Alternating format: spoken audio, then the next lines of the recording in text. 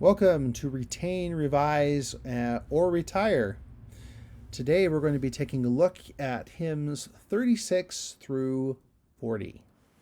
Interesting mix we've got here today. So let's just quickly go over our guidelines. That this informs all of our decisions, and hopefully, yeah, that's it's also what is informing the decisions of the actual committee who's making these decisions. So, number one, to increase faith in and worship of Heavenly Father and His Son Jesus Christ. Two, teach the core doctrine of the gospel with power and clarity. Three, invite joyful singing at home and at church. Four, comfort the weary and inspire members to endure in faith. And finally, five, unify members throughout the church. Yeah, I think that the last one's a really interesting one. And of course, it's one of the main focuses of this hymn book because it is supposed to be a universal hymn book. That's such a tall order. I mean, with all the different countries and languages and cultures and everything. Yeah, I'm just excited to see what they come up with that is a unifying influence. Because it's one thing to translate hymns into different languages, but just because you translate a hymn into different languages doesn't necessarily mean it's unifying. I guess that I don't know. There's just lots of different perspectives and cultures out there. Yeah, I pray that we hit the mark on that particular one. Anyway, without further ado. I don't even know what a do is. Does anyone? Anyway, let's take a look at number 36.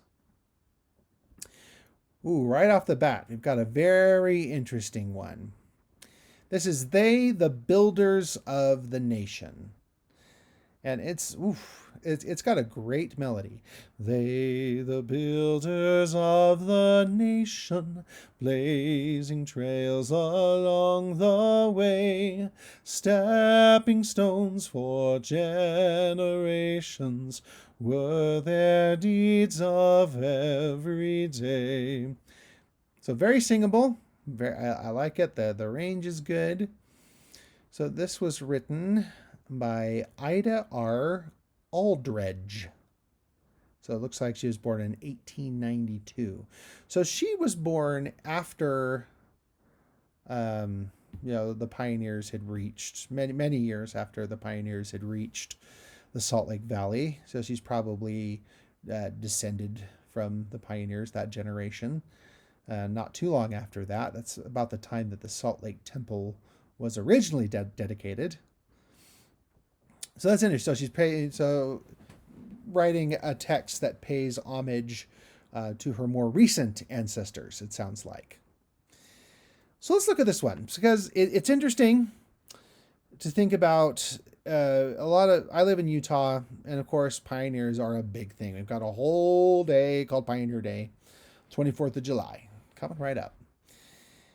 And a lot of people who live in Utah or who live in the United States, you can trace our heritage back to these pioneers that crossed the plains. I can on both sides of my family. I mean, my last name is Young, so I mean, but as a worldwide church, that's becoming less and less common that you are directly connected to those pioneers. I mean, in one sense, the whole church is connected to them just because they helped the church survive by moving out to the Salt Lake Valley and establishing all these settlements in Utah and church headquarters and all that. I mean, there's tangentially everyone in the church has a connection to that, but this strong sort of direct familial connection is something that some members of the church have, but increasingly many members of the church outside the United States do not have. So, yeah, that's a question about this one. Like, is this going to be a song that can unify church members? Is this one that people are going to sing all over the world, or is it going to be something that's just sung mostly in Utah or in the United States? So let's look at the words a little bit more. Let's see, because pioneer can mean a lot. Pioneer can mean people who open the work in many different parts of the world as well. So this is kind of the flip side. So can this song be applied more generally just to people who are pioneers of any kind in the church? So let's look at the text. They, the builders of the nation, blazing trails along the way, stepping stones for generations were their deeds of every day, building new and firm foundations, pushing on the wild frontier, forging onward, ever onward, blessed, honored pioneer. So we hear the word frontier, that kind of makes us think of the American West, but it doesn't exclusively have to. We use that metaphorically a lot to say, Star Trek uses it, right? The final frontier. No, we talk about frontiers in many different fields. So I don't think that's necessarily. Service ever was their watch cry. Love became their guiding star. Courage their unfailing beacon, radiating near and far. Every day some burden lifted, every day some heart to cheer, every day some hope the brighter, blessed, honored pioneer. And then finally, as an ensign to the nation, they unfurled the flag of truth, pillar, guide, and inspiration to the hosts of waiting youth. Honor, praise, and veneration to the founders we revere. List our song of adoration, blessed, honored pioneer. Ooh, gosh, I feel a little emotional reading that. I know. It's also connected to, I've sung this song many times in choir, and I like I said, I have a personal family connection to the pioneers who crossed the plains. But I also say, for example, I traveled this year to the Philippines and learned about some of the pioneers who helped open the church in the Philippines. And one of them was actually a lady from Tooele, Utah, named Sister Grimm. And I had never heard of her before, but that she has this amazing story, how she was one of the people who helped get the work of the church started in the Philippines. And I think she's a pioneer. And it doesn't say specifically what nation in the third verse. It says, as an ensign to the nation. And I think that can apply to a lot of nations. There are pioneers, I think, in every country where the church has been established. There were the initial faithful people who likely sacrificed greatly in order to make that happen. So there's a reason I'm having this conversation right now, is because there are other songs that this is going to apply to in the hymn book, of course. And I think some of them we're going to keep, and some of them will probably be retired. This one, I'm going to say retain, because I think it is more broadly applicable. There's nothing in it that is only specifically, well, it doesn't talk about hand carts, the mountain valley home or something like that makes it specifically only applicable to those pioneers. I think it can be pioneers in any country. So that one I'm going to take. However, there may be other sort of pioneer-y songs that come up later that I might recommend otherwise. Anyway, that was a long time to spend on one, but I think it was worth it. All right, the next one is 37. The wintry day descending to its close. Hey, 10 points for you if you've ever sung this in sacrament meeting. I would be surprised if there were a lot of us. I can't personally remember a time when that was done. I think part of the problem is that it's called the wintry day descending. You might think oh, I have to sing this in winter. You can't sing this in the summer. But when you read it, it's more of a metaphor. We're talking about he's looking out and seeing the snow, and it's it's covered everything, and it's like being covered by mercy. a symbol of forgiveness unto all, it says. It's a beautiful hymn. It's also very different. There's lots of chromaticism. It goes extremely high at the end. So the kind of the climax of the piece, because it's not all the way at the end. It goes all the way up to a high F for the sopranos. The sopranos are singing a high F. The tenors are singing a high E at the same time. So like a lot of like dissonance in there as well. I think it worked great as a special musical number. But I don't think it is nearly approachable enough to be a congregational hymn. And the words are also very poetic. I think it's a beautiful poem. I know that they've actually had to tweak the words a little bit because it talks a little bit about. In this version, it talks about the fearless Indian band, which is maybe a little bit of a dated reference. But I guess the original said the savage Indian bands, which was even worse. I just don't think it works as a worldwide hymn book thing. It's not sung very much. And I can see why. It's not a very approachable hymn. Though it is beautiful. Like if you go listen to an arrangement of it, it's really nice and very beautiful words. I just don't think it works in this capacity. So I'm going to say retire. Okay, wintry day. Going away. Maybe. All right. Hymn number 38. Come all ye saints of Zion. Okay, so now we're getting into the... there's like a block of hymns here. They're all about Zion. And, I think some of them we should keep. I mean, Zion's an important topic, especially here in the last days. You are here. But I don't think perhaps that we need to keep all of them. All right, so here's one. Come all ye saints of Zion, and let us praise the Lord. His ransomed are returning according to his word. Okay. So, I mean, not too bad. It is a W.W. Phelps text. Always a good thing. But I don't know that this one is used very much. I'm not very familiar with it. Let's look at the words a little bit more. In sacred song and gladness, they walk the narrow way and thank the Lord that brought them to see the latter day. So, come ye dispersed of Judah and join in the theme and sing with harmony unceasing the praises of our King, whose arm is now extended, on which the world may gaze to gather up the righteous in these the latter days.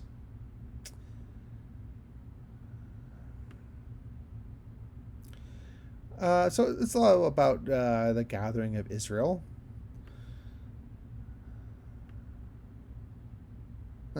Like this line, though wicked men and devils exert their power, 'tis vain. I like that. 'Tis vain. Okay, since he who is eternal has said, ye shall obtain. That's the last lines of the last verse.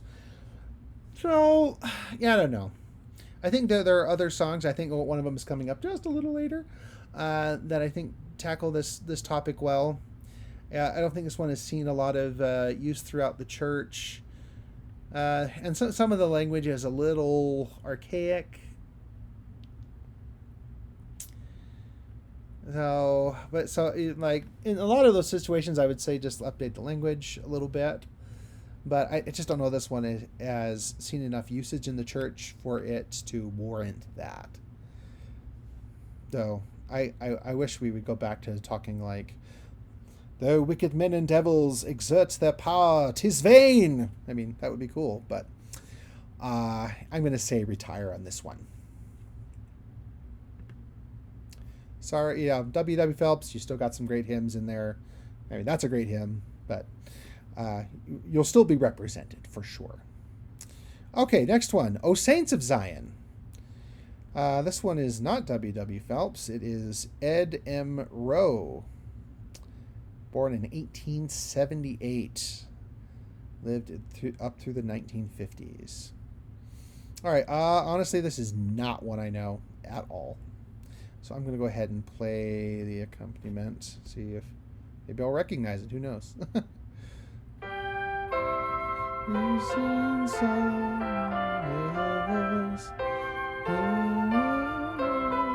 Oh, that's just the intro, of course. So here we go. Zion, hear the voice of him from ports on high. Prepare the pathway of the Lord. His reign on earth is nigh. Okay, I don't know that. I can't ever really think about hearing that. All right, so let's look at the words. So it's another one about Zion, about the second coming. It goes on, prepare the supper of the Lamb, invite the world to dine. Okay. Behold the mighty bridegroom in majesty divine. Okay, very good. Entreat the Lord in humble prayer that all the sons of men his righteous kingdom will receive and shout the glad Amen. The sacred keys are now restored, declare the gospel plan, make known the wondrous works of truth revealed again to man.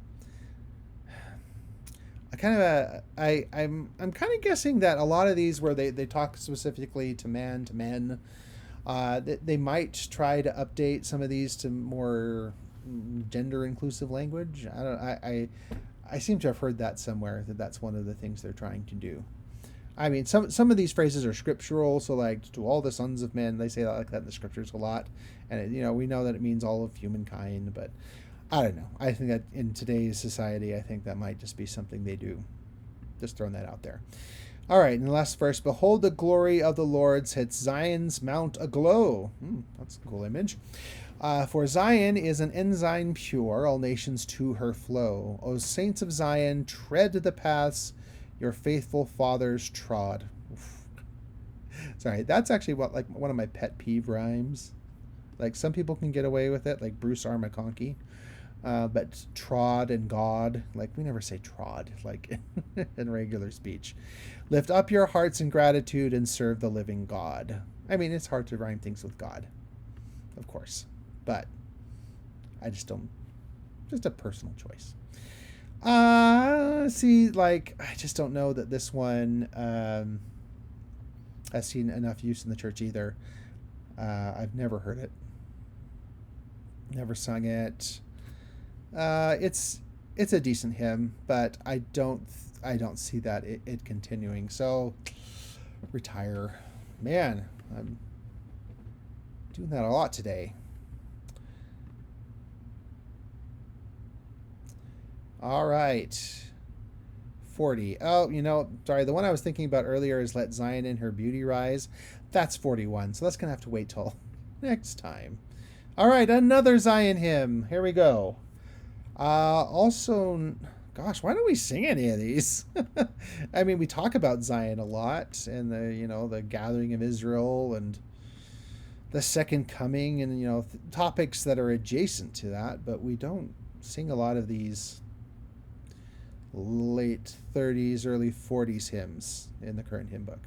So let's go ahead and play this since I don't know it.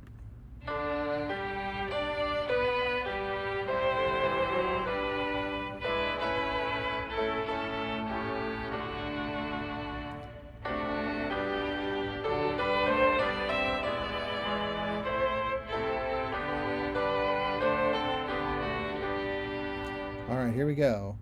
Arise, O glorious Zion, the joy of latter days, whom countless saints rely on to gain a resting place.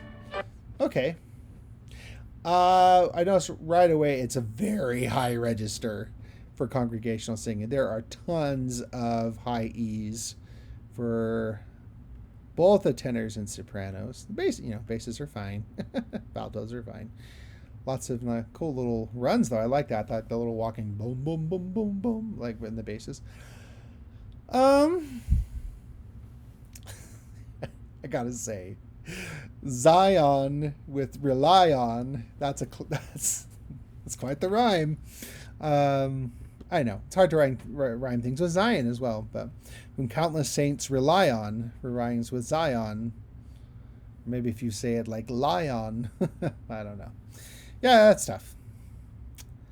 It does have a lot of chromaticism too, which I think is kind of bespeaks a little bit of an older hymn writing tradition.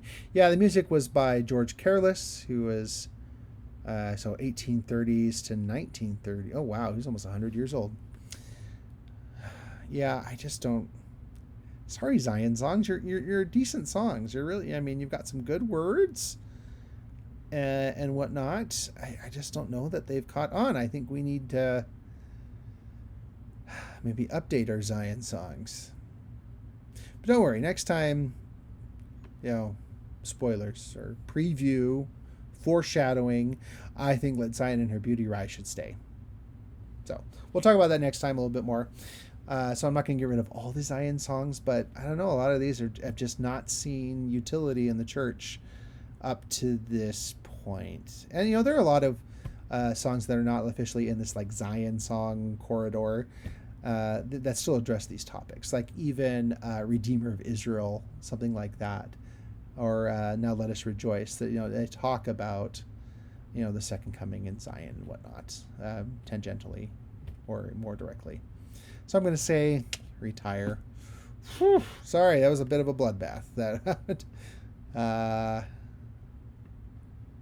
recommended quite a few songs be retired today. Except I guess They the Builders of the Nation survived. That's good. Great song.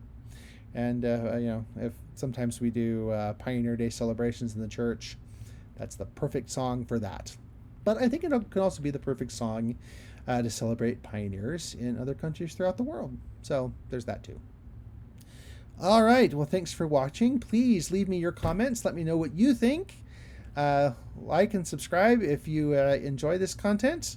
And we'll see you next week for 5 new hymns.